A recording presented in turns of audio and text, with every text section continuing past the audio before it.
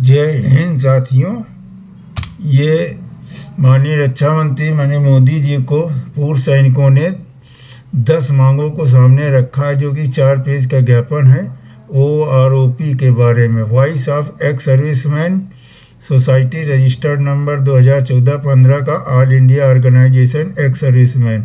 ये लेटर लिखा गया 9/3/2023 को। सेवा में माननीय प्रधानमंत्री जी, सेवा में माननीय रक्षा मंत्री जी। OROP में विसंगतियों अन्य लंबित मांगों के संबंध में ज्ञापन। महोदय, सिपाही से लेकर ऑनरी कमीशन तक रैंक के सैनिकों को पिछले 10 सालों से चली आ रही विधि सम्मत मांगों को सरकार द्वारा नज़रअंदाज किए जाने OROP 1, OROP 2 का हिस्सा कमीशन अधिकारी वर्ग द्वारा ले जाने से देश के जवान, NCO, JCO, SCO वर्ग के करीब 37 लाख पूर्व सैनिक और फैमिली पेंशनर नाराज हैं।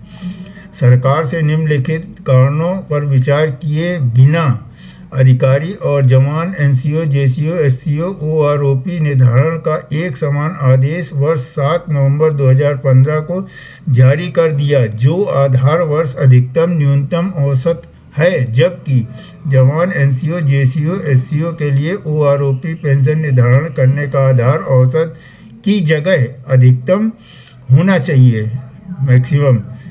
फिर अगला पॉइंट है, अलग अलग सेवा शर्तों के कारण अधिकारी 57 से 62 साल तक की उम्र सेवा करते हैं। इसके अतिरिक्त उन्हें सेना में 4 साल रीएम्प्लॉयमेंट का विकल्प दिया जाता है, जबकि जवान, NCO को 35 से 40 वर्ष और JCO, SCO को 45 से 50 वर्ष की उम्र के बाद जबरन डिस्चार्ज कर दिए जाते हैं।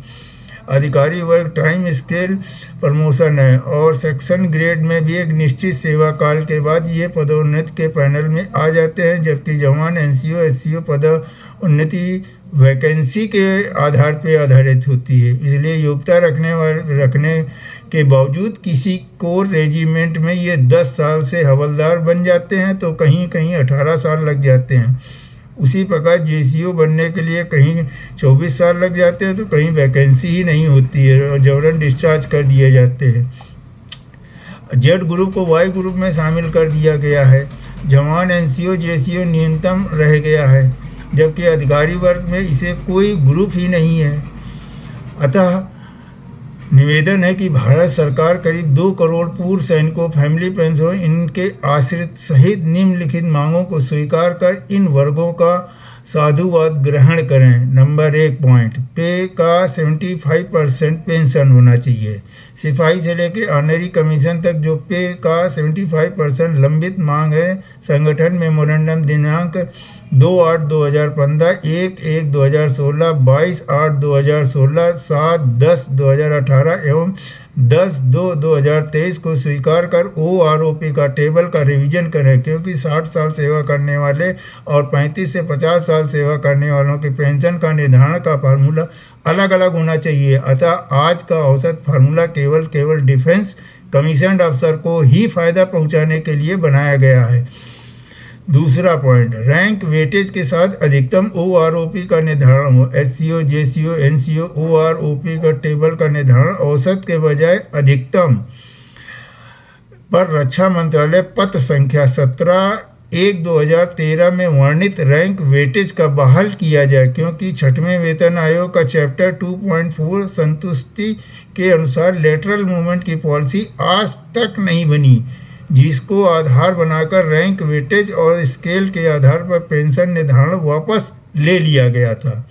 तीसरा पॉइंट, एक समान MSP के लिए कॉम्बेटेंट रैंक का एक दर से मिलिट्री सर्विस पे को देकर OROP टेबल को पुनः निर्धारण हो। चौथा पॉइंट, पे मैट्रिक्स में न्यूनतम पे निर्धारण 3 का गुणक संविधान के आर्टिकल 38 अवलोकन में सिपाही से लेकर ऑनरी कमीशन तक पे मैट्रिक्स का गुणक 3 से किया जाए, जैसा संगठन में 1/1/2016 के ज्ञापन में मांग किया था। 5वां पॉइंट, न्यूनतम पे मैट्रिक्स 4 हो। सिपाही का पे मैट्रिक्स लेवल 4 किया जाए। SCO तक सभी एक पे मैट्रिक्स लेवल में आगे किया जाए। 6वां पॉइंट, न्यूनतम guarantee pension with effect from 1/1/2016। रक्षा मंत्रालय के पद संख्या ये पॉलिसी 18/8/2010 के अनुसार न्यूनतम पेंशन का निर्धारण नोशनली तीनों सेनाओं के अधिकतम के आधार पर 1/1/2006 से हुआ था। 7वीं वेतन आयोग में भी 1/1/2016 से नोशनली न्यूनतम गारंटी पेंशन का निर्धारण किया जाए। 7वां पॉइंट रखा है एक्स ग्रुप पेंशन AICT के अनुमोदित diploma holder irrespective of group को एक्स ग्रुप 6200 हो और OROP का टेबल 8 से सभी प्री 2016 रिटायरी प्रभावी हो, न केवल पोस्ट 2016 रिटायरी पर लागू हो।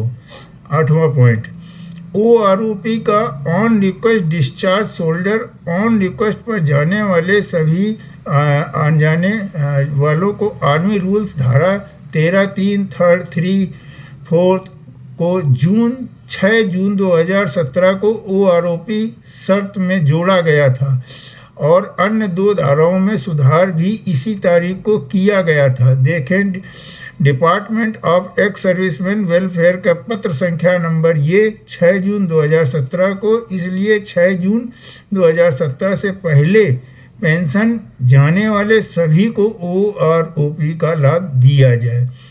प्रीमेच्योर का डिस्चार्ज के बाद प्रदान ऑनरेरी रैंक डिस्चार्ज के बाद अवार्ड किए गए honorary Subedar major, honorary lieutenant, honorary captain से सभी ऑनरेरी रैंक की स्थायी रैंक के बराबर पेंशन दिया जाए। फिर 10वां पॉइंट है finance degradation of honorary lieutenant captain. Honorary captain lieutenant को 4th पे कमीशन के अनुपात में मेजर के बराबर पेंशन दिया जाए। 11वां पॉइंट एक समान लिबरलाइज्ड फैमिली पेंशन, वार इंजरी एलिमेंट, डिसेबिलिटी पेंशन सभी रैंक को एक दर से डिसेबिलिटी पेंशन, वार इंजरी एलिमेंट और लिबरलाइज्ड फैमिली पेंशन दिया जाए, क्योंकि पराक्रम त्याग का मूल्यांकन रैंक और सेवा काल के अनुसार नहीं किया जा सकता है। डिसेबिलिटी पेंशन का ऑफिसर और जवानों का अनुपात 4th पे कमीशन और 5th पे कमीशन क्रमशः 1.66 1.67 का था। तत्कालीन रक्षा मंत्री जी डिसेबिलिटी पेंशन के गैप को कम करने के पक्षधर में थे। अन्य देशों में डिसेबिलिटी का निर्धारण आश्रितों के आधार पर किया जाता है। 12वां पॉइंट साधारण फैमिली पेंशन सर्विस पेंशन के बराबर हो। 13वां पॉइंट तीनों MACP 17 साल से पहले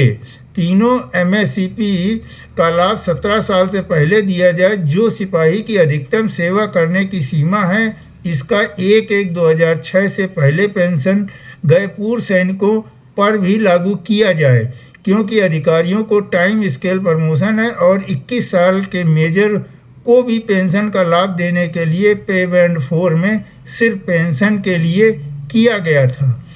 14वां पॉइंट एक्सटेंडेड AGIF का लाभ 85 साल की उम्र तक। AGIF, AFGIS, ANGIS के तहत एक्सटेंडेड इंश्योरेंस स्कीम से ईयर ऑफ रिटायरमेंट की शर्त को हटाकर इसका लाभ 85 साल की उम्र तक दिया जाए। 15वां पॉइंट सभी तरह के भेदभाव खत्म हो और अन्य मांग संगठन द्वारा 2/8/2015, 1/1/2016, 22/8/2016, 7/10/2018 एवं 10/2/2023 इसकी प्रतिलिपि संलग्न को प्रधानमंत्री जी के कार्यालय और रक्षा मंत्री कार्यालय को दिए गए ज्ञापनों में उठाए गए भेदभाव सभी मुद्दे को तत्काल हल किया जाए।